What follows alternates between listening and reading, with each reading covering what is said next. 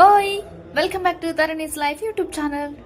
Breaking news చూస్తున్నాం. కుండపోత వర్షం కారణంగా హాస్టల్ బాల్కనీలో అరడుగు మందం వర్షం వచ్చింది. అండ్ హాస్టల్ ముందు వాగులు వంకలు నిండిపోయేలా హాస్టల్ ముందు ఉన్న స్కూటీలు కూడా వాగుల్లో మునుక్కుంటూ పోయాయి. ఏంటి బ్రేకింగ్ న్యూస్ అర్థం కావట్లా? అసలు ఎలా వచ్చింది వర్షం?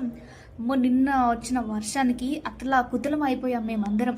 ఏరియాలో కరెంటు లేదు, ఏం లేదు. ఎంత పెద్ద వర్షమో, అసలు మనుషులు వెళ్తే మునిగిపోయి స్విమ్మింగ్ చేసుకుంటూ పోవడమే ఆ వాగులో. అంత వచ్చింది, అంత అంత గట్టికి పడింది వర్షం.